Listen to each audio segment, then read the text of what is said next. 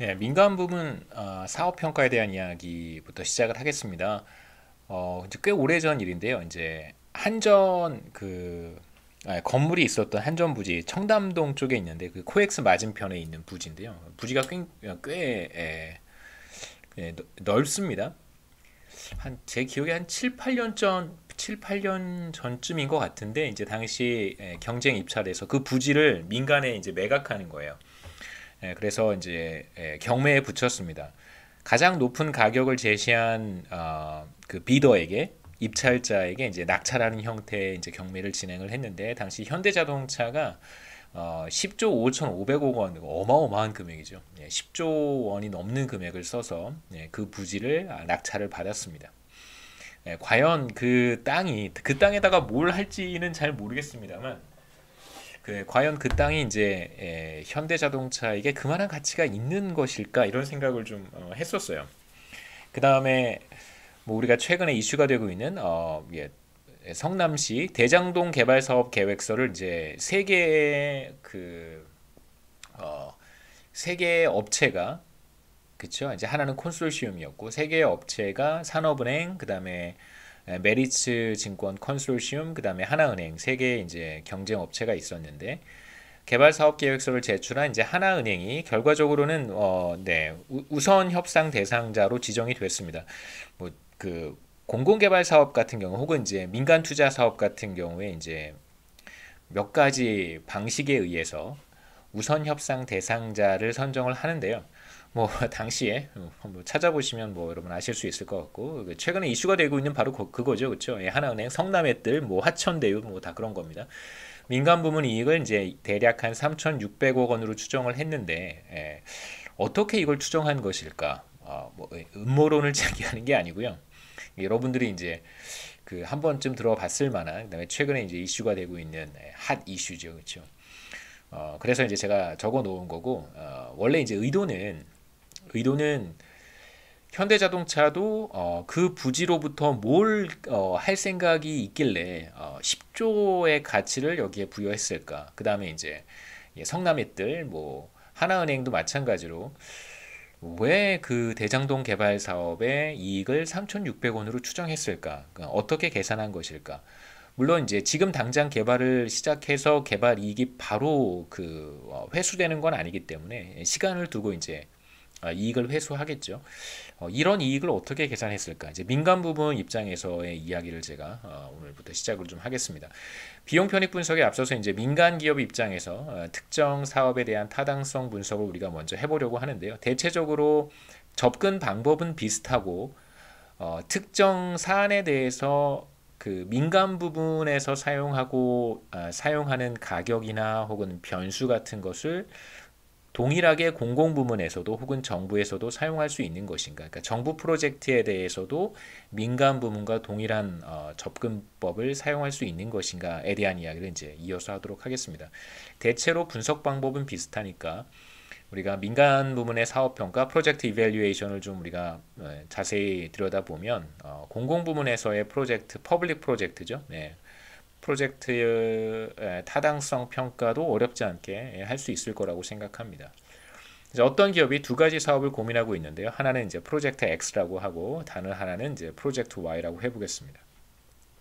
두 사업 모두 비용과 편익이 이제 즉각적으로 발생하는 거예요. 그러니까 시차를 두고 발생하는 게 아니라 이제 원샷의 비용도 쏟아 부어야 되고 그 다음에 이제 즉시 편익이 회수되는 혹은 뭐 이익이 회수가 되는 그런 사업이라고 가정을 하겠습니다. 프로젝트 X의 X와 관련된 비용을 이제 CX라고 하고요. B가 이거 바뀌었습니다. 이게 이제 코스트겠죠. 코스트의 C고 베네핏의 B입니다. X의 사업으로부터 발생하는 뭐 수익 혹은 뭐 편익 뭐 이제 이건 공공 프로젝트가 아니니까 사실 베네핏이라고 하는 표현보다는 뭐 revenue라고 쓴다든가 혹은 뭐 return이라고 표현하는 것이 사실 조금 더 정확합니다만 뭐 여하튼 뭐 우리가 이제 공공 프로젝트에 대해서도 비슷한 기호를 사용하려고 하니까 그냥 편의상 B라고 표현을 했고요. 프로젝트 Y의 경우에는 이제 benefit BY 그다음에 cost CY라고 이제 표현을 했습니다. 기업의 첫 번째 관심은 어떤 사업이 타당성이 있는가를 판별하는 것이고 만약에 뭐 두 사업 다 타당성이 없으면 안 하면 그만이고요. 만약에 두 사업 모두 타당성이 있다면 그러면 어떻게 해야 될까? 어떤 사업을 선택하는 것이 좋을까에 대한 문제를 좀 보도록 하겠습니다. 의사결정 프로세스는 일단 비용과 편익이 즉각적으로 발생하는 경우를 우리가 보고 있으니까 첫 번째 프로젝트인 프로젝트 X의 순편익 net return을 계산을 하는 거예요. 그래서 net return은 수익에서 비용을 차감하는 것입니다. 혹은 이제 편익에서 이제 공공 프로젝트 같은 경우에는 이제 우리가 미리 얘기를 갑자기 생각이 나서 말씀을 드리는 건데요.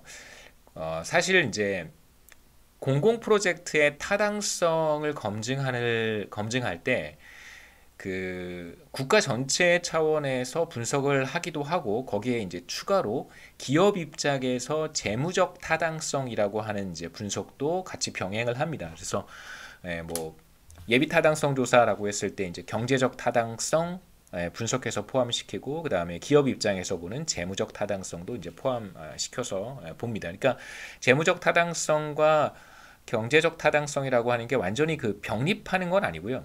그러니까 익스클루시브한 건 아니에요. 그러니까 경제적 타당성에 재무적 타당성이 전혀 포함이 되지 않거나 혹은 뭐 교집합이 전혀 없는 것은 아닙니다. 마찬가지로 재무적 타당성에 우리가 경제적 타당성에서 사용하는 그런 기법들이라든가 혹은 뭐 그런 정보들이 전혀 포함되지 않는 건 아니에요. 다만 접근 방식이 조금 달라서 사실 우리가 지금 보고 있는 것은 재무적 타당성에 가깝다고 할 수 있겠습니다. 뭐 여하튼 나중에 또 비슷한 내용이 나오면 조금 더 클리어하게 제가 정리를 하겠습니다. X의 순편익과 Y의 순편익을 각각 계산할 수 있겠죠. 뭐 즉각적으로 발생하니까 비용과 편익, 비용과 수익 모두 디스카운트를 할 필요는 없습니다.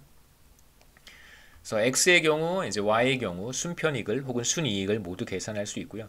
만약에 이제 순이익이 0보다 크다면 그 사업을 추진하면 되겠습니다.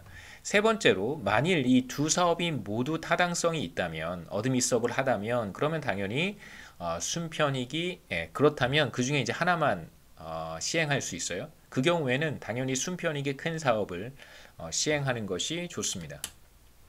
그래서 뭐 첫 번째, 두 번째, 세 번째 우리가 간단하게 의사결정 프로세스를 확인을 했고요. 그 다음에 이제 비용과 편익이 즉각적으로 발생하지 않는 경우가 대부분입니다. 대체로 비용이 프로젝트 초기에 발생하고 그 다음에 수익이라든가 편익은 이제 프로젝트의 후반기에 걸쳐서 혹은 뭐 2년, 3년 후부터 발생하는 경우가 이제 일반적일 텐데요. 그래서 만일 비용과 편익이 T 기간 동안 발생한다면 이제 어떻게 프로젝트의 타당성을 우리가 판단할 수 있을까? 그리고 어떤 프로젝트를 시행하는 것이 좋다고 말할 수 있을까? 뭐 그런 얘기를 좀 한번 해보죠. 우선 연기부터 시작해서 T 시점까지 비용과 편익을 우리가 알고 있고요. 물론 이제 비용과 편익을 다 알고 있기 때문에 이야기하기가 쉬운 것이고 실제로 우리가 어떤 사업의 타당성을 판정할 때는 분석할 때는 당연히 이제 어디에서부터 시작해야 되냐면요. 그 프로젝트가 어떠한 편익을 제공하는지, 그 프로젝트가 얼마만큼의 비용이 수반되는지부터 조사를 해야 됩니다. 그렇기 때문에 그렇게 단순한 잡은 아니에요. 매우 복잡합니다. 그 다음에 고려해야 될 부분도 많고, 그래서 혼자 혹은 두세 명이서 이 작업을 수행하는 것이 어려울 수도 있어요. 그 무슨 뜻이냐면 이 프로젝트를 추진할 때 발생하는 비용이 뭐 엔지니어링 관점에서도 우리가 생각해 볼 수 있고 경제적 관점에서도 생각해 볼 수 있고 비즈니스 관점에서도 생각해 볼 수 있고요. 마찬가지로 발생하는 수익도 그렇습니다. 어떤 수익이 발생할지 뭐 자신이 전공하는 분야에 따라서 조금 더 중요하게 생각할 수 있는 부분들이 있기 때문에 보통 이제 그 민간 기업의 프로젝트의 타당성을 평가할 경우에는 그 뭐 기업 규모가 좀 큰 기업은 기업 내부에서 이러한 프로젝트 평가를 소화할 수도 있는데 어떤 기업 같은 경우에는 조금 민감한 사안인 경우에는 자체적으로 평가를 하지 않고 이제 컨설팅 컴퍼니에 이제 의뢰를 하는 경우가 많습니다. 주로 뭐 그 회계법인에서 이런 일들을 많이 해요. 회계법인에서 회계 감사 관련한 업무는 당연히 하는 거고요. 그 다음에 이제 회계사들이 이쪽 일들도 곧잘 합니다. 그래서 뭐 쉽지는 않겠죠.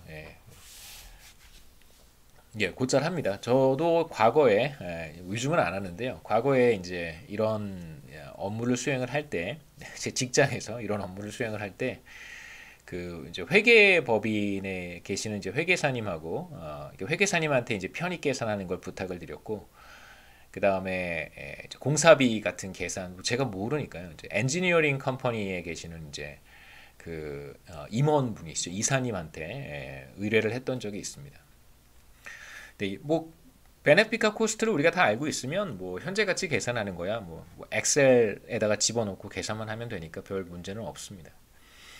그래서 매 시점마다 프로젝트 X와 프로젝트 Y의 net return을 다 계산을 해보는 것이죠. 이렇게 net return을 다 계산을 합니다. 그런 다음에 이제 이자율 R 알고 있으니까 이자율로 디스카운트를 하면 되겠죠. 그래서 프로젝트 X 같은 경우에는 이제 연기에 발생하는 연기에 예, 순이익, 순편익 뭐 다 괜찮습니다. 순이익, 순편익 그 다음에 이제 일기에 발생하는 순편익, 순이익을 1 플러스 R로 디스카운트 하고요. 그 다음에 이제 두 기간 뒤에 발생하는 2기의 순편익은 이제 1 플러스 R의 제곱으로 또 디스카운트를 하고 이런 식으로 이제 다 디스카운트 한 이후에 이제 합산을 하게 되면 현재 가치로 우리가 프로젝트 X의 순이익 흐름의 현재 가치를 계산할 수 있습니다. 이걸 이제 편의상 PV, Present Value of X라고 표현했고요. 동일하게 Y 프로젝트에 대해서도 같은 계산을 할 수 있겠죠. 그래서 뭐 디스카운트만 잘 하면 됩니다. 물론 이제 말씀드렸듯이 더 중요한 건 어느 시점에 얼마만큼의 코스트와 얼마만큼의 리턴이 발생하는지를 계산하는 것이 사실 더 중요한 조합이라고 할 수 있고요.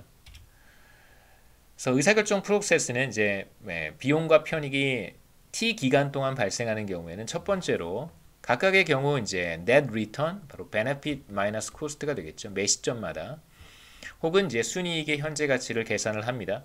디스카운트를 잘 해서요. 그래서 프로젝트 X의 present value 계산하고 그 다음에 이제 프로젝트 Y의 순편익의 present value를 다 계산을 합니다. 두 번째로 순편익의 현재 가치가 0보다 큰 사업을 선택해서 시행하면 되겠죠. 다시 돌아가서요. 자, 만약에 이게 0보다 크거나 뭐 이게 0보다 크다면 0보다 큰 것을 선택해서 시행을 하면 됩니다. 두 개의 프로젝트로부터 순편익의 현재 가치가 계산을 했더니 모두 다 0보다 크고 이 두 개 가운데 하나만 시행해야 된다면 두 개 다 할 수 없는 상황이라고 한다면 그럼 당연히 순편익의 현재 가치가 더 큰 사업을 선택을 합니다. X의 present value가 더 크다면 X를 Y의 present value가 더 크다면 이제 Y 프로젝트를 시행하면 되겠죠. 지금 제가 말씀드린 일종의 이제 의사결정 기준, 이 크리테리언을 현재 가치 크리테리언이라고 합니다. present value criterion 혹은 현재 가치 기준이라고 부릅니다. 그래서 프로젝트 시행 여부를 판단할 때, 그러니까 타당성을 판단할 때 적용되는 기준이라고 할 수 있고요. 첫 번째는 반드시 순현재 가치가 0보다 커야 되고 0보다 크지 않은 그러니까 순현재 가치가 0보다 크지 않다면 그 사업은 그냥 나가리 시키면 되는 거예요. 둘째, 여러 사업 가운데 단 하나만을 선택해야 될 때는 이제 순현재 가치가 가장 큰 사업을 선택합니다. 그래서 여러 개의 프로젝트가 있다면 대체로 뭐 기업도 그렇고 정부의 공공 프로젝트도 그렇고 동시에 여러 개의 프로젝트를 비교하는 방식으로 하지는 않습니다. 그러니까 규모가 큰 사업의 경우에는 이제 이런 방식으로 그러니까 A와 그러니까 하나의 프로젝트를 가지고 A와 같은 방식으로 할지 B와 같은 방식으로 할지 C와 같은 방식으로 할지 그러니까 방식의 차이에 따라서 이제 프레젠트 밸류를 계산하는 게 좀 더 일반적이에요. 그러니까 무슨 말이냐면 예를 들어서 이 지점부터 이 지점까지 도로를 건설한다. 라고 한번 생각해 보시죠.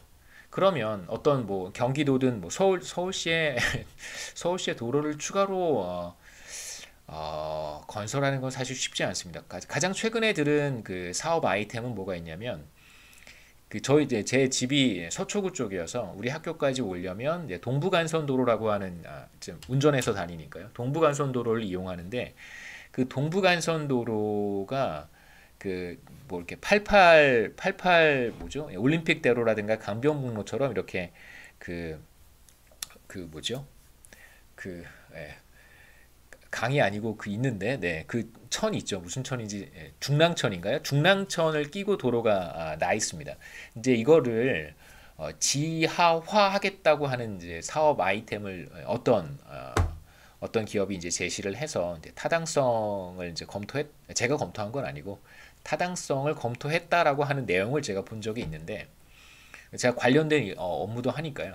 지금도 하고 있습니다. 뭐 이렇게 뭐 저는 지금 학교에 있으니까 뭐 직장 일을 하는 게 아니라 KDI에 계시는 분들하고 이제 계속해서 그런 관련된 일들을 좀 하고 있어요. 도로를 건설한다고 생각해 보시죠. A라고 하는 지점과 B라고 하는 경기도라든가 뭐 아마 지자체가 훨씬 더 여러분들 이해하시기는 더 좋을 것 같아요.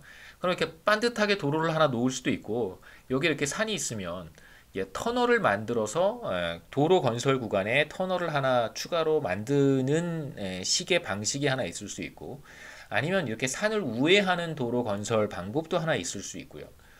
그 다음에 이제 또 다른 도시 C를 거쳐서 경유하는 형태의 도로 건설도 가능합니다. 그러니까 도로 건설과 아니면 철도 건설 이렇게 이제 프로젝트를 비교하지는 않고요.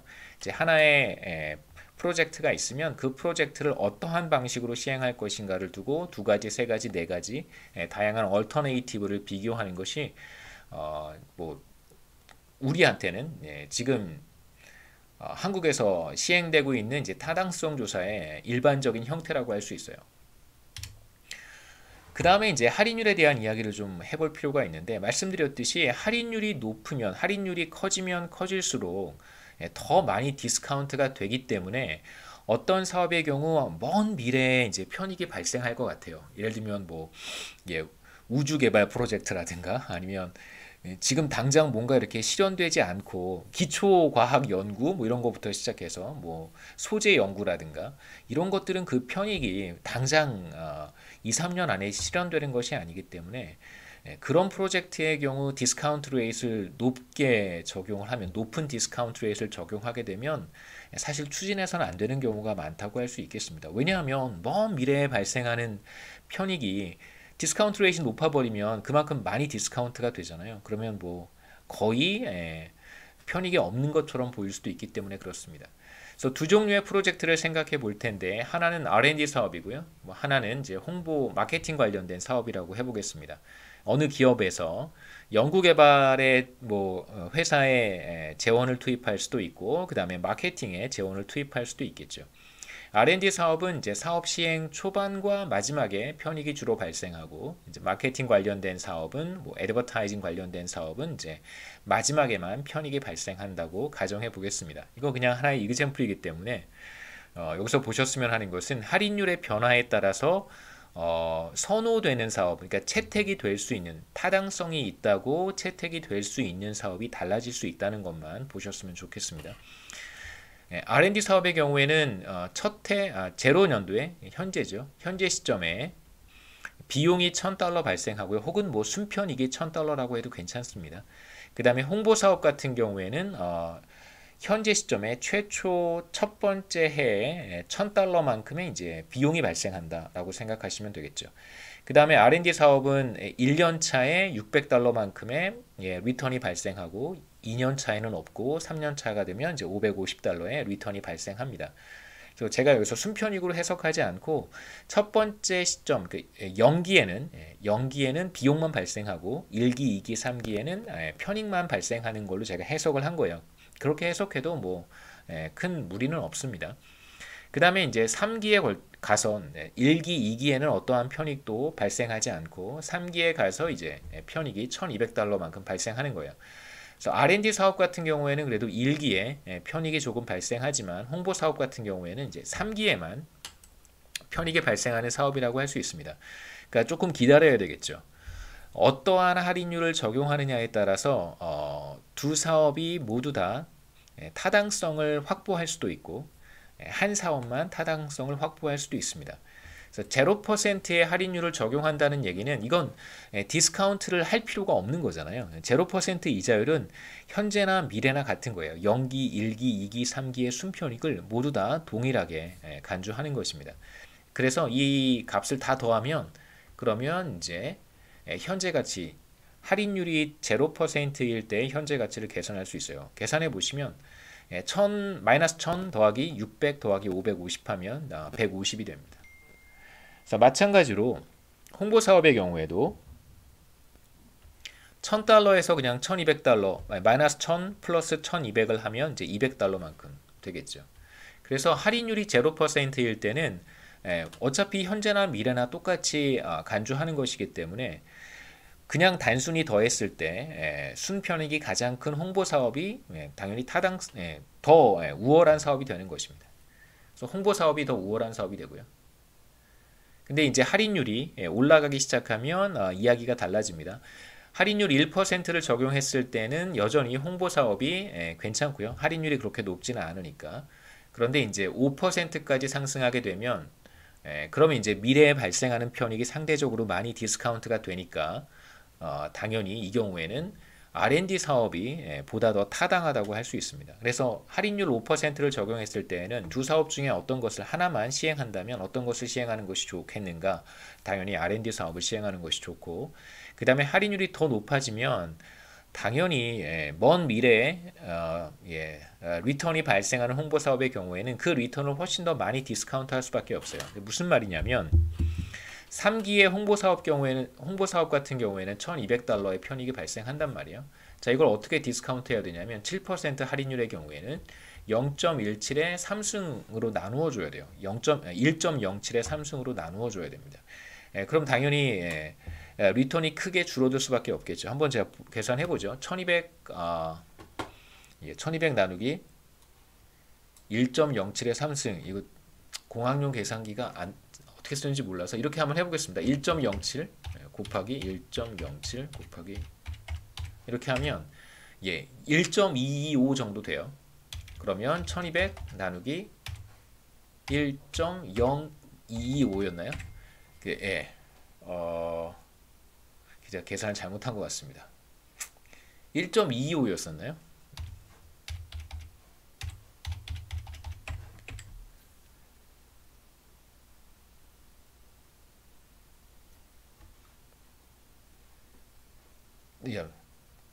기억력이 안 좋아서 이렇게 계산하면 됩니다. 네, 한번 제대로 한번 해보죠. 제대로 한번 해보겠습니다. 자존심의 문제여서.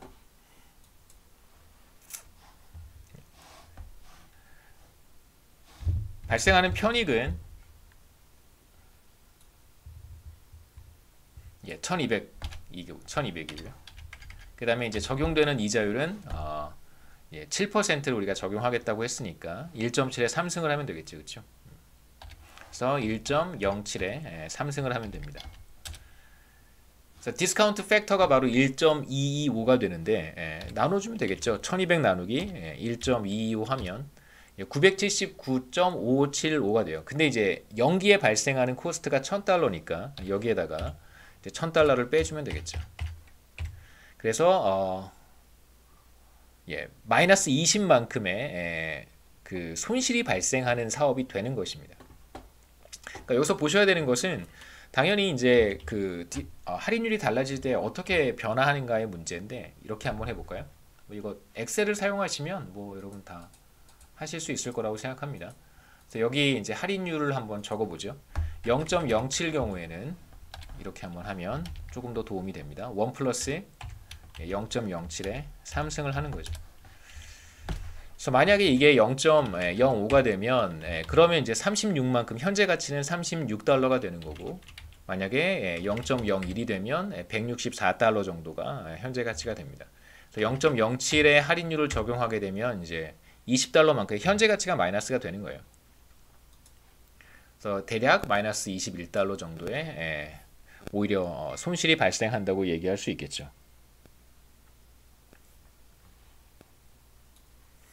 그래서 비교적 먼 미래에 이제 편익이 발생하는 사업일수록 높은 할인율을 적용할 경우에 현재 가치가 줄어들 수 있다는 걸 이제 간단한 이그젬플을 통해서 확인할 수 있고요.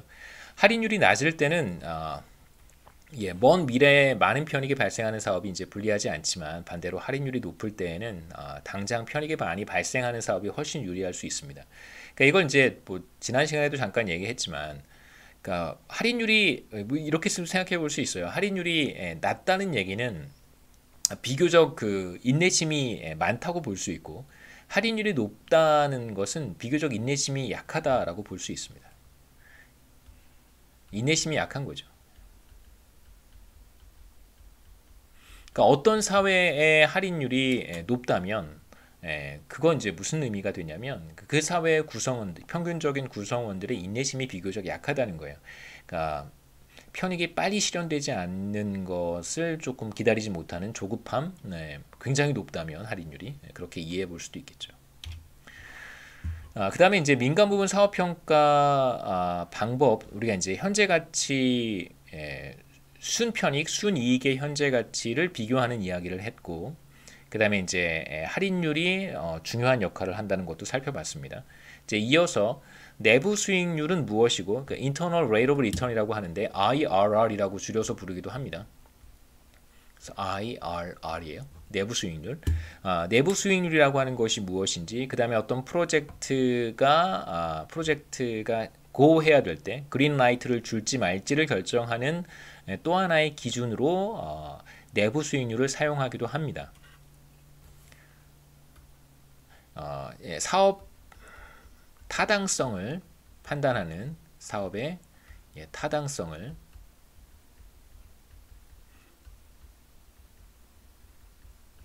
기준이 되기도 하는데, 뭐 나중에 이 기준을 적용할 때 이제 조심해야 되는 부분을 또 하나 말씀드리도록 하겠습니다. 우선 이제 내부 수익률이 무엇인지를 이해하기 위해서 가장 간단한 예를 하나 생각해 볼 텐데요. 어떤 기업이 컴퓨터 네트워크를 교체하기 위해서 100만 달러의 비용을 지출하려고 합니다. 이 100만 달러의 비용을 지불하게 되면 정확히 1년 뒤에, 한 기간 뒤에 이윤이 발생하는데, 추가적인 이윤이 104만 달러만큼 발생해요. 그러니까 100만 달러를 사용하면 104만 달러를 추가로 버는 것이다 라고 생각하시면 됩니다. 자, 그렇다면 얼마만큼의 수익을 얻는 것일까? 100만 달러의 비용을 투자라고 생각하고 104만 달러의 수익을 편익이라고 생각한다면, 혹은 뭐 수익이라고 생각한다면 수익률은 몇 퍼센트가 될까? 뭐 어렵지 않겠죠. 100 투입해서 104를 얻는 거니까 당연히 수익률은 4%가 될 거예요. 이렇게 계산하면 되겠죠. 나누기 100 하면, 곱하기 100 하면 됩니다. 퍼센티지로. 그럼 4%를 우리가 얻을 수 있어요. 그러니까 여기에서 한번 시작해 보자는 것이죠. 그래서 100만 달러 투자해서 104만 달러를 추가로 얻을 수 있습니다. 그러면 이제 이러한 프로젝트의 경우, 네트워크 교체 프로젝트의 경우 수익률은 4%가 될 거예요. 자, 이제 이렇게 한번 접근을 해보죠. 간단하게 우리가 계산을 했었는데 104-100 나누기 100을 하면 이제 0.04, 4%의 수익을 얻을 수 있습니다. 이제 이걸 이렇게 한번 써보죠. 이렇게 한번 쓰고 이렇게 한번 쓰면 100분의 104 마이너스 1, 0.04가 되고 양쪽에 2를 더해 주는 거예요. 그러면 104 나누기 100은 1.04가 되겠죠. 그 다음에 여러분 이 정도는 아시죠? 이렇게 바꿔 쓸 수 있습니다. 그렇죠? 100과 1.04의 위치를 바꿔서 쓸 수 있어요. 이렇게 쓸 수 있습니다. 그래서 이건 위의 식과 아래 식은 이제 동일한데요. 104 나누기 1.04는 100과 같습니다. 자, 이걸 이제 어떻게 또 다시 전개하냐면 100을 이렇게 넘겨주는 거예요. 100이 이렇게 넘어가면 마이너스 100이 되겠죠. 그래서 마이너스 100 플러스 104 나누기 1.04는 당연히 0이 되겠죠. 혹은 뭐 양변에서 똑같이 100을 빼준 것입니다. 자, 이렇게 써놓고 잘 보시면 이 지금 네트워크를 교체하는 프로젝트의 경우 첫 해에 연기죠. 첫 해에 발생하는 비용이 100만 달러고 이게 바로 투자에 따른 비용이라고 할 수 있고요. 그 다음에 이제 한 기간 뒤에 104달러만큼의 수익을 얻을 수 있습니다. 뭐 추가적인 비용이 없으니까 이게 이제 순편익, 순이익이 되겠죠. 이게 바로 1기의 순이익이 될 거예요. 혹은 순편익이 될 것입니다. 그래서 우리 기호를 다시 한번 이용하면 B1-C1이 되겠죠. 그 다음에 이건 B0-C0가 될 거예요. 뭐 첫해 네트워크 교체하는데 뭐 편익이 뭐가 있겠어요. 그냥 비용만 발생하는 것이고. 그 다음에 이제 1기에는 추가적 비용이 없고 이게 다 편익이라고 우리가 해석할 수 있겠죠. 그래서 지금 보시면 만약에 연기에 100달러만큼의 비용이 발생하고 그 다음에 1기에는 104달러만큼의 이제 순이익이 발생하는 프로젝트의 순현재 가치가 얼마인가를 계산한 거예요. 그런데 이때 제가 사용한 할인율이 4%입니다. 4%의 할인율을 적용하면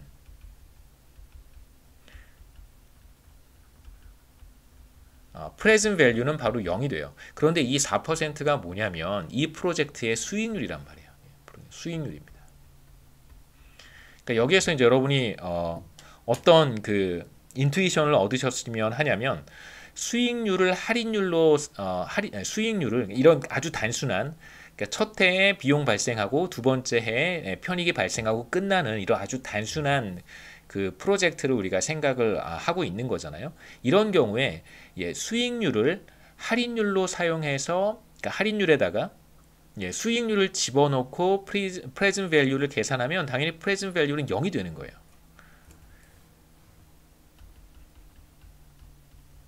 그래서 이 프로젝트의 수익률을 할인율로 사용해서 현재 가치를 계산하면 당연히 현재 가치는 0이 되는 것입니다. 충분히 의미를 이해하셨을 거라고 생각하고요. 그래서 제가 쓴 식과 똑같은 거예요. 수익률 4%를 할인율로 사용하게 되면 순현재 가치는 당연히 제로가 됩니다. 왜냐하면 이게 바로 수익률이기 때문에 그런 것이죠. 그러니까 이 식을 쭉 다시 한번 어떻게 제가 현재 가치를 계산하는 거 현재 가치 계산하는 식을 어떻게 도출했는지 다시 한번 보시면 수익률을 할인율로 사용하게 되면 당연히 순현재 가치는 0이 된다는 걸 어렵지 않게 우리가 이해할 수 있습니다. 만약에 할인율이 그러니까 수익률이 지금 4%인데 할인율이 4%보다 작다면 어떨까? 그 다음에 할인율이 4%보다 크다면 어떨까? 이제 이런 생각을 해볼 수 있겠죠. 그렇죠? 만약에 정확히 수익률 4%를 쓰면 현재 가치는 당연히 0이 되는 거예요. 그건 뭐 당연히 by definition 그렇게 됩니다. 근데 만약에 할인율이 5%라면 어떻게 될까요? 5%라면 당연히 현재 가치는 0보다 작아지겠죠. 현재 가치는 0보다 작아집니다. 5%의 할인율을 사용하게 되면 그러니까 할인율이 수익률보다 크다면 반대로 할인율이 3%라면 어떻게 될까? 3%라면 당연히 순현재 가치는 0보다 커지겠죠. 그래서 우리가 여기서 이제 얻을 수 있는 한 가지 이제 인사이트는 뭐냐면 수익률이 혹은 지금 이 순현재 가치를 0으로 만들어주는 어떤 것, 이 something, 지금 여기에서는 이게 바로 수익률이죠. 그렇죠? 이 something이 만약에 할인율보다 작다면 이런 사업은 안 하는 게 좋은 거고요. 그 다음에 이 수익률이 할인율보다 크다면 이런 사업은 하는 게 좋습니다. 그러니까 5%의 할인율을 생각했을 때 여기에 이제 5%를 집어넣었을 때는 당연히 순현재 가치가 마이너스가 될 거고요. 여기에 3%를 집어넣으면 당연히 순현재 가치는 0보다 커집니다. 자, 그 다음에 이제 내부 수익률이 무엇인가를 제가 정의를 할 텐데요. 지금 말씀드렸던 건 조금 이따가 다시 한번 제가 설명을 하겠습니다. 지금 100만 달러의 비용이 발생하지만 1년 뒤에 104만 달러의 편익을 제공하는 사업의 순현재 가치가 0이 되려면 얼마의 할인율이 필요할까? 이건 아주 단순한 프로젝트입니다. 현재 비용 발생하고 바로 한 기간 뒤에 편익이 발생하는 아주 단순한 형태의 프로젝트인데 이 프로젝트의 순현재 가치가 0이 되도록 만들어주는 할인율이 4%고요. 그래서 그러한 할인율을 우리가 뭐라고 부르냐면 내부 수익률이라고 부릅니다. IRR이라고 불러요. 그래서 이걸 이제 우리가 일반화시키면 이건 지금 순현재 가치란 말이에요. 프레젠트 밸류입니다. 이걸 이제 로우라고 한번 해보죠. 마이너스 100만 달러 플러스 104만 달러 나누기 1 플러스 로우라고 써놓고요. 이게 지금 프레젠트 밸류란 말이에요. 근데 여기에 어떤 로우 이건 그 그리스어로 로우라고 씁니다. 로우. 어떤 로를 사용을 할까를 한번 생각해 보세요. 만약에 이게 0이 되도록 만들어주는 로는 무엇일까? 그게 바로 정확히 4%가 되는 거고요.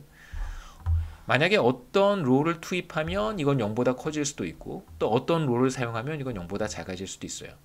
그 어떤 할인율을 사용하느냐에 따라서 프레젠트 밸류는 0보다 커질 수도 있고 0이 될 수도 있고 0보다 작아질 수도 있습니다. 앞서 제가 특정한 이자율을 할인율로 사용하는 경우만 말씀을 드렸는데 이 경우에는 어떠한 할인율을 사용할 수도 있잖아요. 그래서 프레젠트 밸류가 0이 되도록 만들어주는 할인율은 무엇일까? 그걸 찾아보면 그 할인율이 바로 내부 수익률이라는 것입니다. 그래서 내부 수익률이라고 하는 것은 인터널 레이트 오브 리턴은 어떤 사업의 순현재 가치를 제로로 만들어주는 할인율입니다. 사업마다 내부 수익률은 다 다르겠죠. 프로젝트마다 내부 수익률은 프레젠트 밸류를 0으로 만들어주는 내부 수익률은 다 다를 수 있습니다.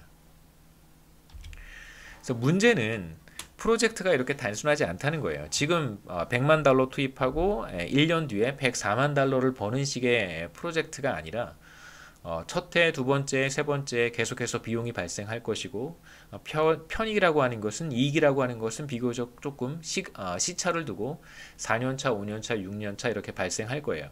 그렇다면 이러한 사업의 경우 우리가 어떻게 내부 수익률을 찾을 수 있을까? 우선 간단하게 시작하면 됩니다. 현재 가치를 계산하는 방법을 먼저 표시를 하고요. 즉 현재 가치를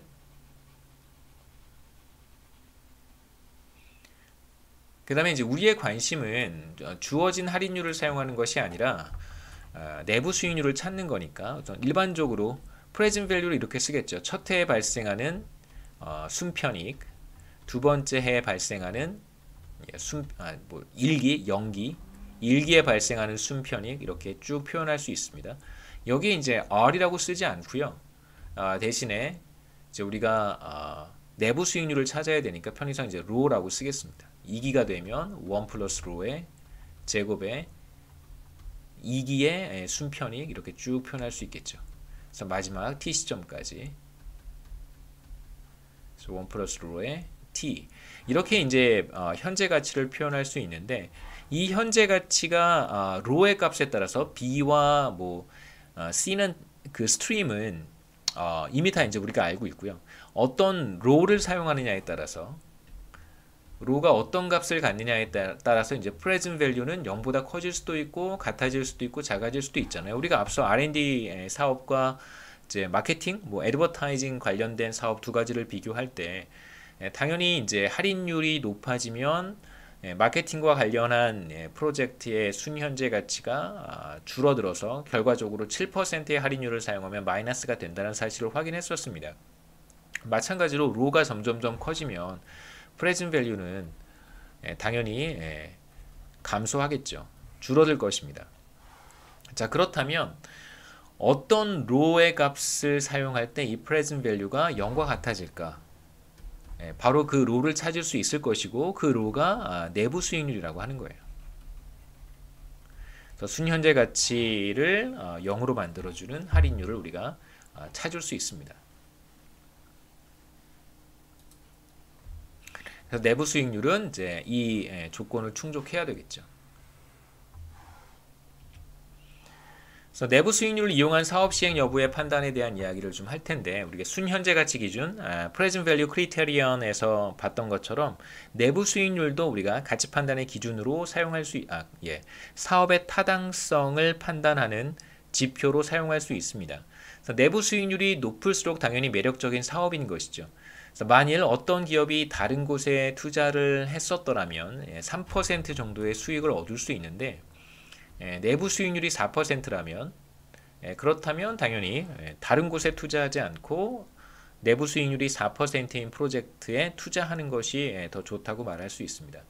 그 다음에 이제 여러 개의 프로젝트가 있습니다. 그 중에 이제 하나를 선정해서 시행해야 된다면 어떤 프로젝트를 선택하는 것이 좋을까? 내부 수익률의 관점에서 보자면 당연히 내부 수익률이 가장 높은 프로젝트를 선택하는 것이 좋은데 문제는 내부 수익률만을 근거로 해서 의사결정을 하게 되면 잘못된 결론에 도달할 수도 있습니다. 이제 왜 그러냐면 이게 이제 사업 규모의 차이가 중요할 수 있기 때문에 그렇습니다.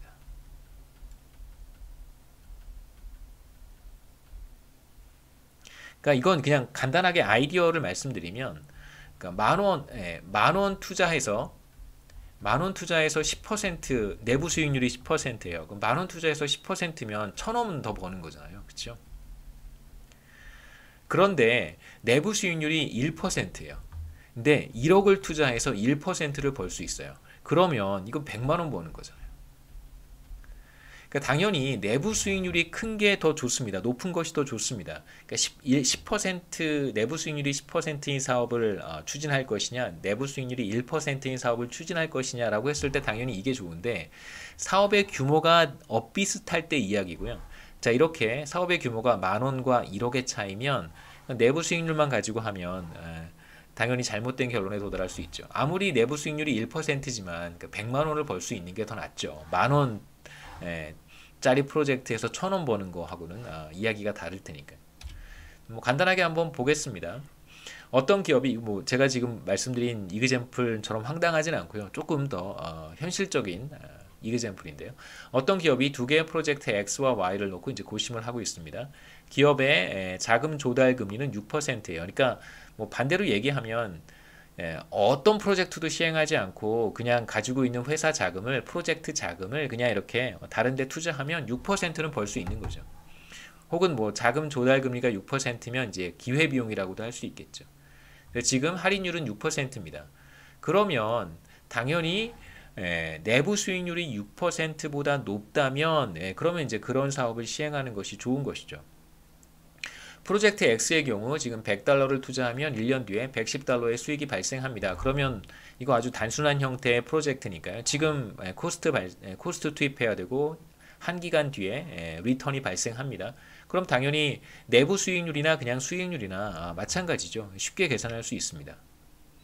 10%겠죠. 이거 어떻게 계산한 거냐면 그냥 110-100에 100 이렇게 계산한 거예요. 이게 10%입니다.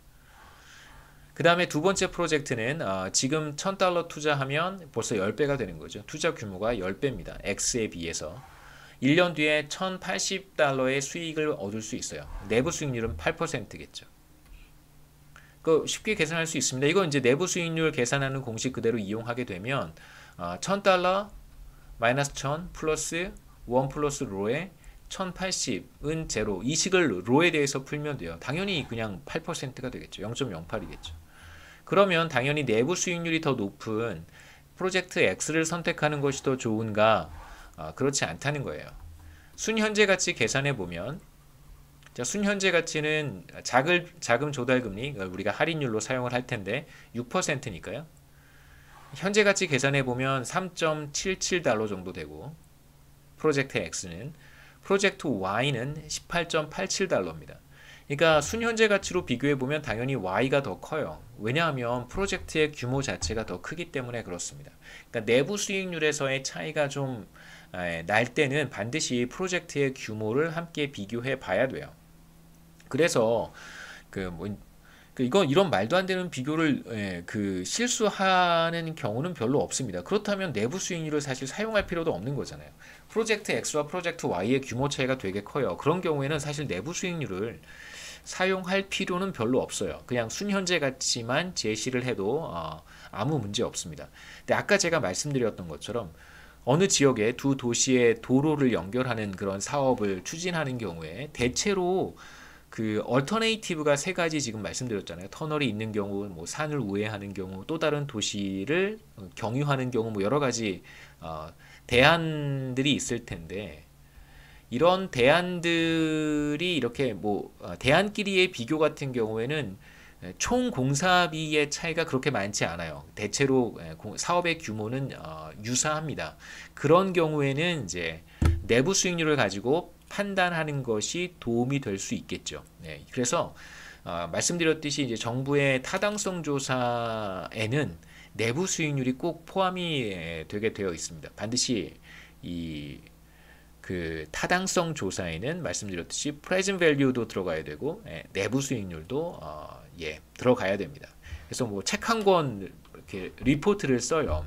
타당성 조사 보고서를 거의 뭐 책 한 권 정도, 뭐 그 사업에 따라서 조금 다르긴 하지만 뭐 한 한 200페이지 정도 작업을 합니다. 뭐 대체로 표랑 숫자들이 훨씬 더 많이 들어가죠. 그런 다음에 이제 앞에 요약 보고서 비슷하게 한 페이지 정도 이제 정리를 해야 되는데 그 표에는 반드시 현재 가치, 그 다음에 내부 수익률, 그 다음에 이제 우리가 이어서 볼 BC 레이쇼 이런 것들이 반드시 들어가야 됩니다. 정리해 보면 프로젝트 X는 내부 수익률이 높지만 순현재 가치가 낮고 이런 경우에는 이제 반드시 순현재 가치를 비교해서 사업을 선정해야 됩니다. 프로젝트의 규모가 상대적으로 큰 Y 경우에는 내부 수익률은 8%로 낮지만 사업의 규모 자체가 크기 때문에 더 큰 순편익을 제공한다고 할 수 있죠. 그 다음에 이제 세 번째 말씀드렸던 BC 레이쇼입니다. 그래서 Benefit Cost Ratio라고 불러요. Benefit Cost Ratio, 줄여서 BC Ratio라고 부릅니다. BCR이라고 잘 안 하고요. BC Ratio라고 더 많이 합니다. BC Ratio. 자, 이제 어떤 BC Ratio가 뭔지, 당연히 Benefit 계산하고 Cost 계산한 다음에 이제 Benefit 나누기 Cost를 한 것이 BC Ratio예요. 어떤 사업의 연차별 편익과 비용의 흐름이 이제 표와 같습니다. 그래서 0기에는 B0만큼의 편익을 제공하고 1기에는 B1, 2기에는 B2 쭉 해서 뭐 한 20년, 30년 동안 이런 편익이 발생한다. 뭐 최근에 또 하나 이슈가 된 게 뭐냐면 일산대교인가요? 네. 요즘은 뭐 자고 일어나면 좀 뉴스는 잘 안 보는데요. 기본적으로 개인 뉴스를 별로 신뢰하지는 않습니다. 그리고 뭐 여러분도 이해하실 거라고 생각해요. 이해해 주세요. 제 개인적인 성향도 좀 있어서 기자들의 그 어떤 그 취재하는 태도라든가 이슈의 선정이라든가 그 다음에 뭐 보도의 어떤 그 뭐랄까요 견해 시각 왜 저런 관점에서 저 문제를 보지 왜 저런 중요한 그 경제 이슈에 대해서는 이쪽 부분의 이야기도 굉장히 중요한데 왜 이런 얘기는 하지 않지 뭐 이런 생각을 전 개인적으로 많이 하거든요. 그래서 기본적으로 잘 보지는 않습니다. 뉴스 안 봐도 뭐 인터넷에 워낙 소스가 많아서 일산대교 이거 민자 사업으로 한 거기 때문에요. 그 민간의 자본이 들어와서 그 통행료를 이제 받게 되어 있습니다. 정부와 이제 기업이 계약을 체결을 한 거예요. 그래서 이제 일산대교 무료 통행으로 바꾸겠다라고 해서 뭐 자세한 이슈는 잘 모르겠습니다만 통행료 무료로 뭐 한다고 그런 얘기 들었는데요.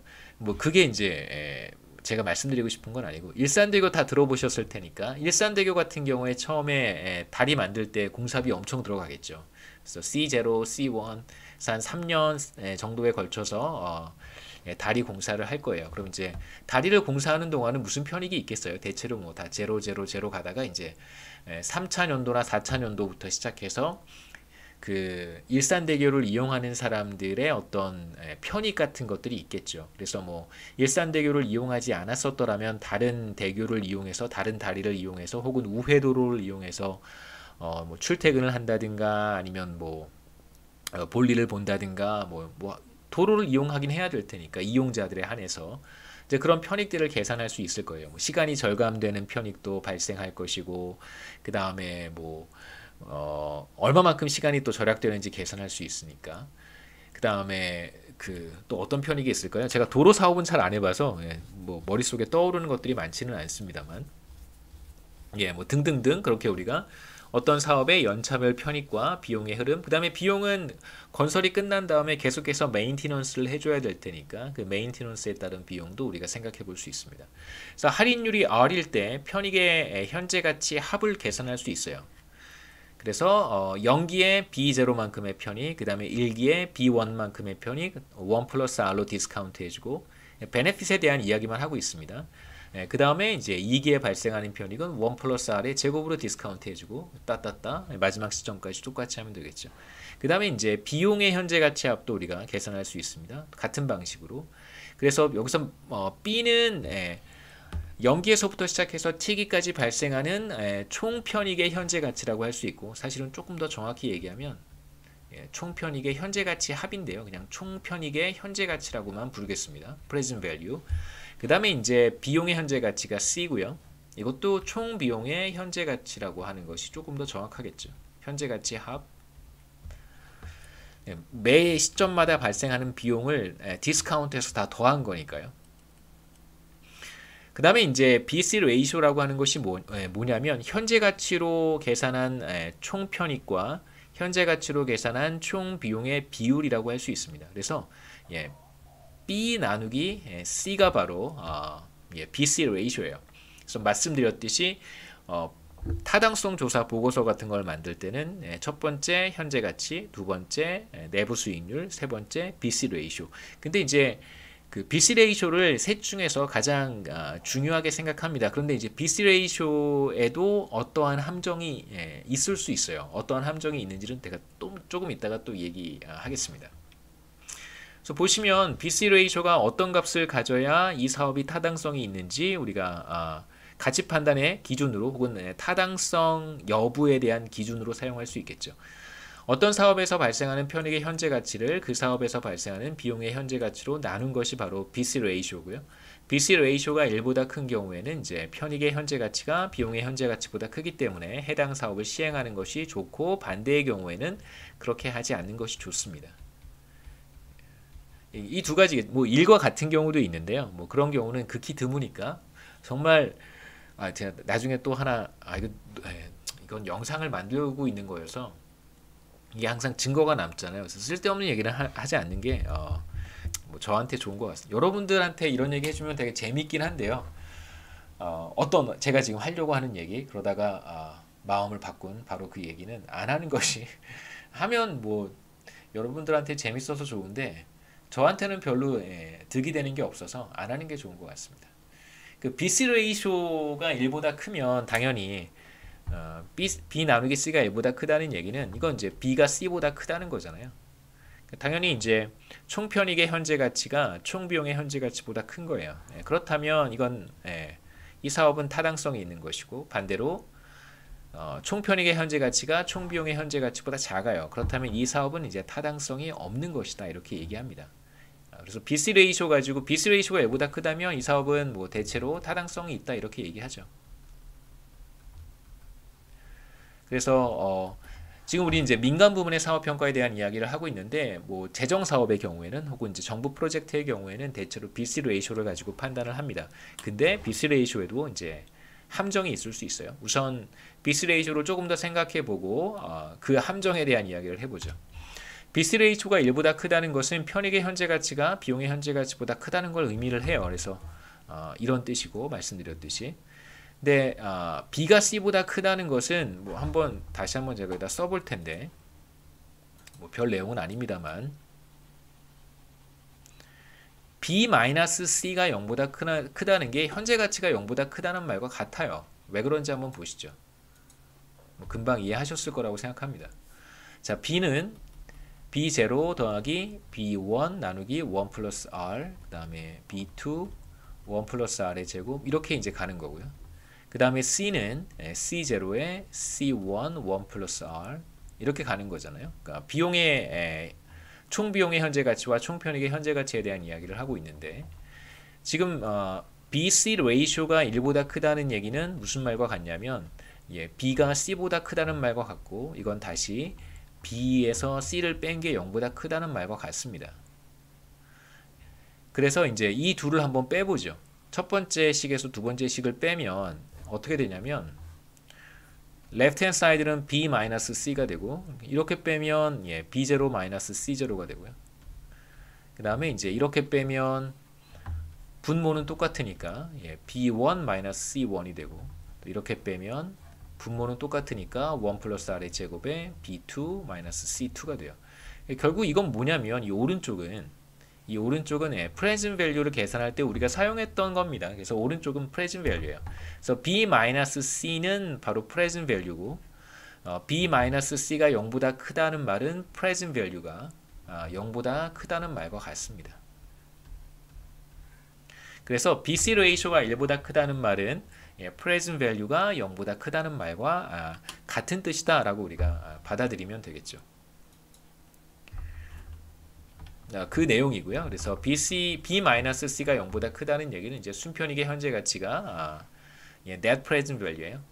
그래서 여기서 n은 net present value입니다. 현재 가치가 0보다 크다는 걸 의미를 하고요. 그 다음에 BC 레이쇼가 1보다 크다는 것만 가지고 의사결정을 할 때는 우리가 어떤 함정에 빠질 수 있어요. 여기서 이제 어떤 함정은 누가 의도적으로 함정을 팔 수도 있는 거예요. 무슨 뜻이냐면 제가 말씀드렸듯이 저도 이제 이러한 지금은 안 하지만 과거에는 이런 이제 타당성 조사 보고서를 여러 건 작성을 했었습니다. 그런 이제 회사에서 그 KDI라고 하는 회사에서 이제 그런 일을 했었어요. 근데 제 전공이 그게 아니잖아요. 여러분 제 전공 뭔지 알잖아요. 제 전공이 그게 아니어서 근데 인생을 살아보니 이거 그냥 쓸데없는 인생 이야기인데 인생을 살아보니까요. 제가 지금 재정학을 강의를 하면서 제가 옛날에 그렇게 하기 싫어했던 일 얘기를 지금 하고 있는 거잖아요. 그때는 이 일이 제 전공과 제가 이제 실제로 그때까지 전공했던 그러니까 박사학위 논문이라든가 제가 하고 싶었던 제 커리어 패스가 있는데 그것과는 너무 달라서 이 일을 좀 하다가 제 고민을 이제 KDI에 계시는 이제 여러분들한테 말씀을 드렸어요. 제가 이제 이런 좀 어려움이 있고 전공과 달라서 좀 힘들다 이런 말씀을 드렸었어요. 그래서 계시는 이제 분들이 지금은 다 이제 뭐 정년퇴직하셨고 뭐 어떤 분은 뭐 금통위원도 지금 뭐 하시고 뭐 이런 뭐 다 이제 지금은 거의 남아 있지 않은데요. 그때 제가 일할 때 있었던 사람들이 저를 이제 거시경제학을 하는 거시팀으로 데리고 오는 것에 이제 많은 분들이 동의를 하셨어요. 근데 이제 결국은 그 의사결정은 이제 KDI 원장이나 아니면 이제 매니지먼트에 있는 사람들이 그 의사결정을 하는 거잖아요. 그때 당시에 아마 제 나이쯤 되시는 분들일 거예요. 제 나이쯤. 그분들이 이제 안 된다고 결정을 하셔서 그래서 이제 조금 더 있다가 그냥 KDI를 나왔습니다. 근데 결국은 지금도 비슷한 일을 하고 있고 큰 틀에서 보면 제가 하고 있는 뭐 거시경제학과 그렇게 또 무관하지도 않아요. 제가 이제 제 전공의 영역을 또 이쪽으로 넓혀갈 수도 있는 거니까. 그래서 인생은 조금 더 살아야 되나 보다 이런 생각도 많이 들고요. 그리고 그때 그렇게 하기 싫었던 이야기들을 제가 여러분들한테 강의 시간에 도움이 또 되잖아요. 그렇죠? 민간 부문의 프로젝트 이밸류에이션이라든가 공공 부문의 타당성 조사 이런 것들은 계속해서 이슈가 될 겁니다. 그 다음에 이제 제가 여기서 말씀드리고 싶은 건 뭐냐면 타당성 조사든 프로젝트 이밸류에이션의 보고서를 작성하는 사람이 어떤 생각을 가지고 이 값들을 약간 조작할 수 있어요. 그러니까 BC 레이쇼를 높이는 방향으로 보고서를 조작하는 게 아니에요. 이게 되게 제가 조작이라는 표현을 쓰긴 썼는데 약간 그런 거예요. 눈에 걸면 눈골이는 아니죠. 귀에 걸면 귀걸이, 코에 걸면 코걸이에요. 약간 그런 그러니까 컨셉추얼리 그런 부분들이 굉장히 많습니다. 그러니까 어떤 것을 우리가 비용이라고 간주할 것이냐, 어떤 것을 편익이라고 간주할 것이냐라고 하는 것에 대한 기준은 연구자한테 있는 거예요. 근데 그 연구자가 이 사업은 자기 생각에는 이거 가면 안 될 것 같아요. 그러면 편익과 비용을 이렇게 조금 이렇게 뭐 조금 만지는 거죠, 그렇죠? 조금 조작은 아니에요. 없는 걸 있게 만드는 건 아니에요. 그런 조작은 아닙니다. 근데 자기의 이제 주관적 가치 판단이 타당성 보고서에 들어갈 수 있어요. 그렇게 되면 비스 레이쇼가 결과적으로 다른 값을 가질 수도 있습니다. 한번 보시죠. 제가 무슨 말을 하고 싶은지 좀 이해하셨을 것 같고요. 구체적인 사례를 말씀드릴 수가 없어서 왜냐하면 이제 퇴사할 때 내가 했던 일들에 대한 비밀 유지를 하겠다라고 하는 각서를 쓰잖아요. 근데 그건 이제 뭐 정부의 일이었기 때문에 가능한 여러분들한테 얘기하지 않는 것이 제가 대면 강의를 하고 있으면 여러분들한테 얘기를 할 텐데요. 뭐 녹취를 여러분이 한다고 하더라도 이건 동영상을 제가 만드는 거기 때문에 이해하시기 바랍니다. 유독성 폐기물을 처리하는 두 가지 방법이 있는데 그냥 버리는 방법이 있고요. 그냥 뭐 땅에다 버리든 강에다 버리든 뭐 그냥 버리는 방법이 있고 그 다음에 이제 이건 제가 조금 전에 만든 강의 노트인데 이게 이렇게 실현될 줄은 몰랐어요. 진짜 올해 사람들이 막 우주선 타고 막 지구 바깥으로 나갔다 들어오고 우주선에 실어서 토성으로 날려보내는 방법이 있습니다. 근데 제 생각에 원자력 폐기물에 대해서 많은 사람들이 고민하고 있는데 뭐 몇 년 안 남았을 것 같아요. 이제 더 이상 땅에 묻을 수도 없잖아요. 땅에 묻을 수도 있는데 그것에 대한 이제 반감이 너무 많으니까 그냥 우주에 날려버리면 되죠. 뭐 우주의 방사능이 뭐 천지일 텐데 거기다가 날려보내면 될 거예요. 예, 우리의 기술이 그만큼 발전하고 우주선을 날리는 것에 대한 기회비용이 그렇게 높지 않다면 그냥 버리는 경우에 이제 편익은 250 밀리언 달러고요. 코스트는 100 밀리언 달러입니다. 그래서 BC 레이쇼를 계산해 보면 250 나누기 100이니까 당연히 2.5가 되겠죠. 그러니까 총 편익의 현재 가치가 250 밀리언 달러고 총 비용의 현재 가치가 100 밀리언 달러라는 뜻입니다. 그래서 BC 레이쇼가 2.5가 나왔고요. 토성에 보내는 거는 베네핏이 200 밀리언 달러만큼 총 편익의 현재 가치가 그 다음에 총 비용의 현재 가치는 100 밀리언 달러입니다. 그래서 이 경우에 BC 레이쇼를 계산해 봤더니 2가 나오겠죠. 그래서 BC 레이쇼만 가지고 비교해 보면 당연히 그냥 버리는 것이 토성에 보내는 것보다는 더 나아요. 그래서 그냥 버리는 게 좋습니다. 그런데 이렇게 보고서를 검토해 봤더니 뭔가 좀 반드시 우리가 생각해 봐야 될 그 요소들이 좀 빠져 있다는 걸 발견했습니다. 그래서 그냥 버리는 경우에 토양에 스며들어서 어떤 이제 2차적인 피해가 발생할 것 같은데 그런 피해가 정량화되어서 보고서에 들어있지 않은 거예요. 누군가 지적을 했습니다. 그렇다고 한번 해보죠.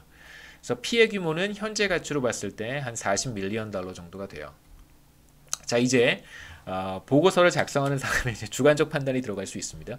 이 피해 규모를 편익의 감소라고 할 수도 있고, 그러니까 이 편익은 이걸 왜 그 편익의 감소라고도 볼 수 있냐면요.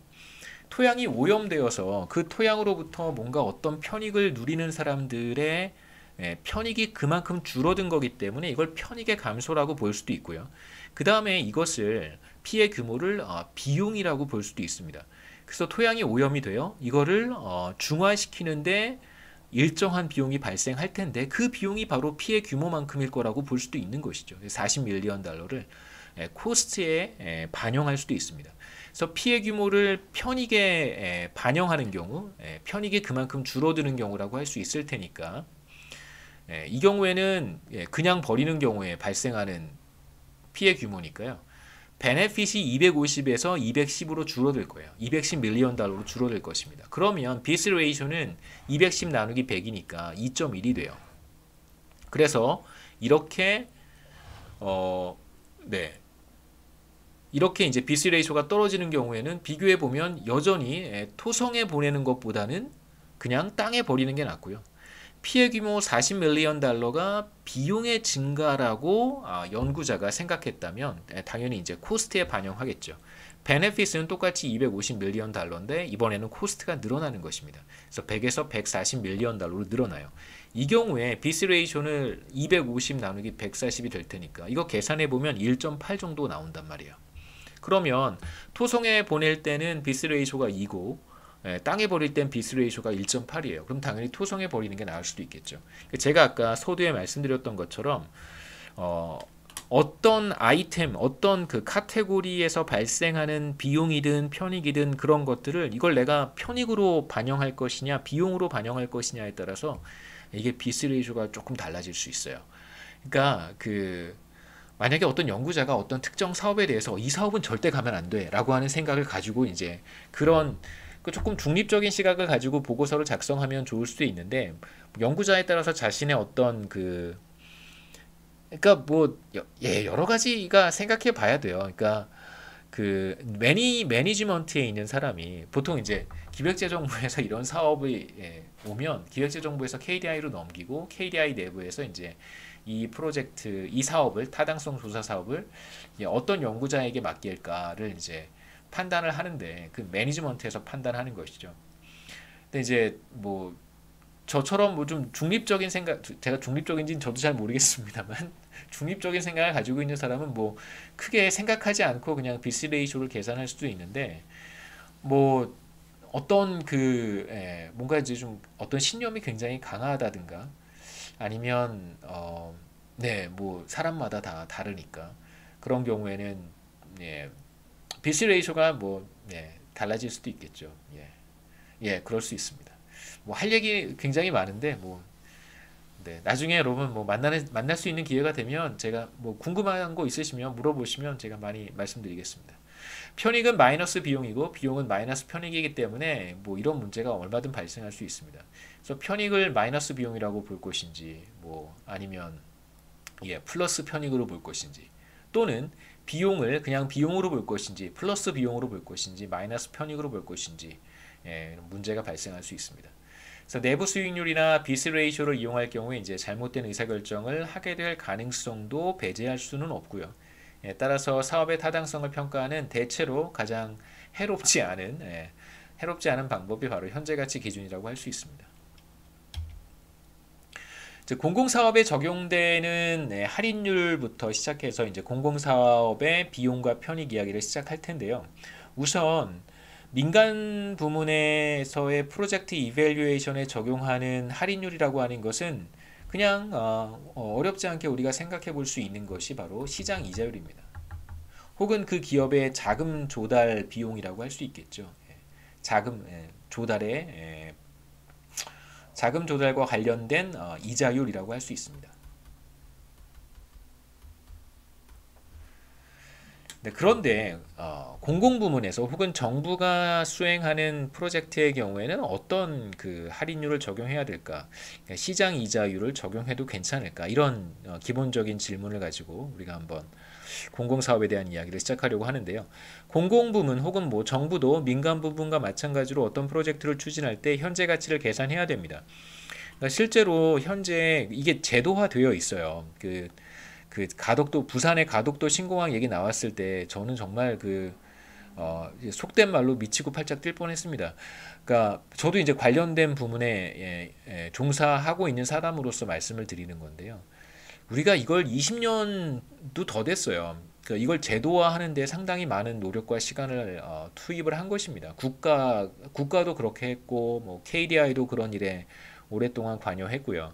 그 다음에 많은 사람들이 뭐 정치인이든 뭐 공무원이든 많은 사람들이 이 제도가 안착되고 이제 성숙되는데 많은 기여를 하셨어요. 많은 그 노력을 우리가 그다음에 시민사회단체들도 어떤 정부에서든 편법적으로 타당성 조사라고 하는 제도를 우회해서 당연히 엄청나게 큰 규모의 프로젝트 타당성 조사하지 않고 자기 멋대로 수행하면 당연히 자기 비용으로 하는 거 아니잖아요. 다 공공 프로젝트이기 때문에 재정 투입되는데 그거에 대한 검토 없이 어떤 사업이 추진된다면 그건 제가 봤을 땐 사익을 추구하는 행위라고 봅니다. 사익을 추구하는 행위라고 생각을 합니다. 가덕도 신공항은 예타 면제 사업이었는데 예비 타당성 조사라고 하는 건 사업의 규모가 뭐 이제 공사비 기준이겠죠. 얼마만큼의 이제 재정이 투입될 것인가 사업의 규모에 따라서 일정 금액이 넘어서게 되면 반드시 기획재정부를 통해서 타당성 조사, 예비 타당성 조사라고 하는 것을 반드시 거쳐야 됩니다. 예타라고 줄여서 얘기해요. 영어로는 Pre-feasibility Study라고 얘기합니다. 예비 타당성 조사.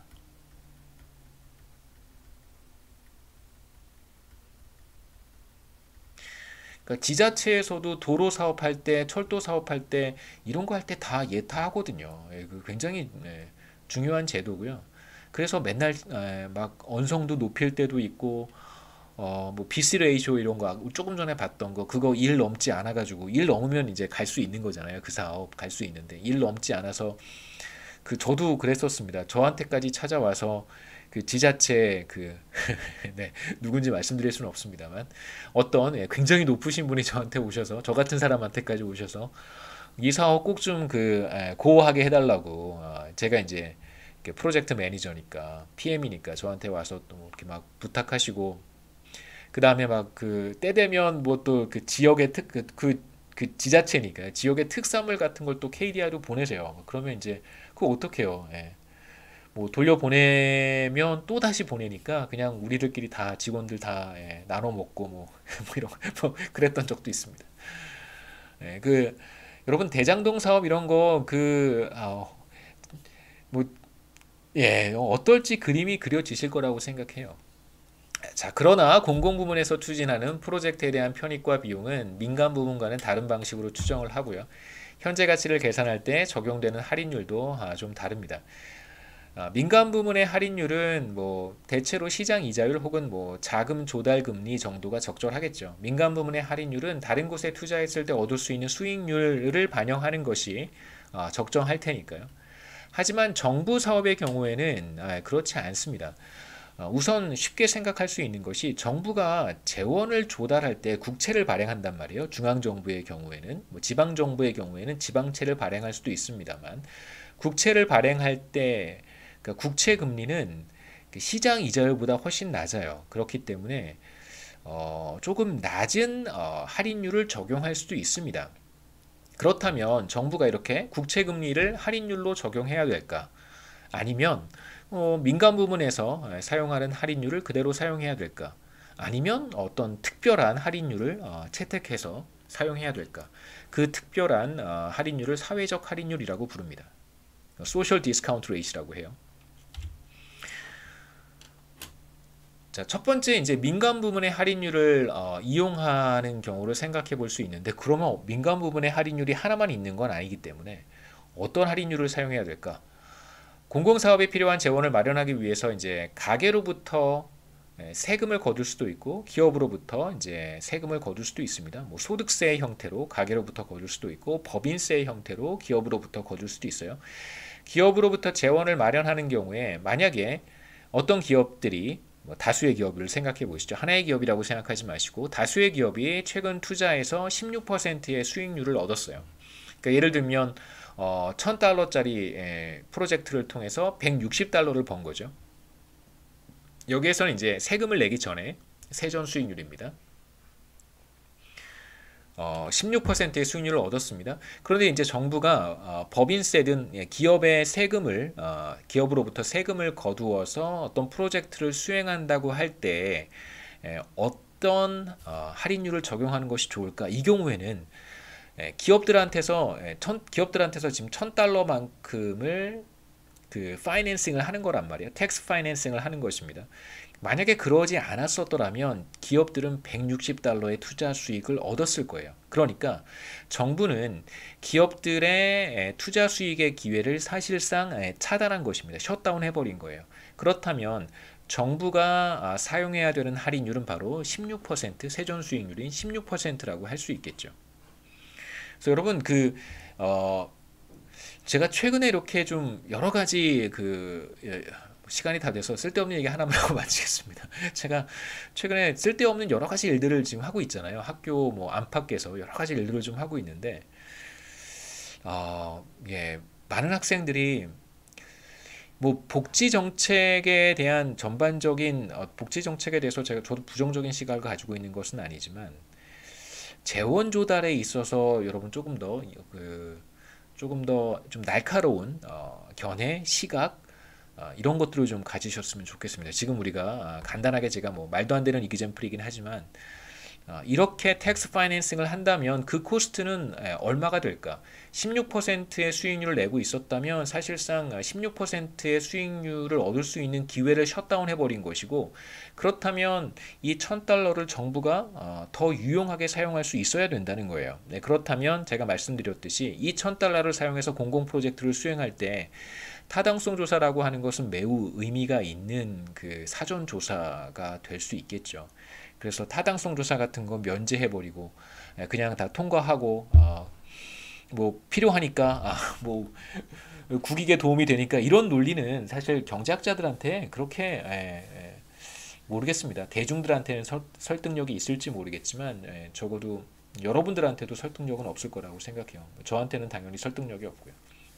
그래서 뭐 가계부문으로부터 재원을 조달하는 방법 이어서 이제 다음 시간에 좀 빨리 보고요. 가능한 좀 속도를 내서 우리 커버해야 되는 재정학의 토픽들이 많기 때문에 다음 시간에 또 이어서 하도록 하겠습니다.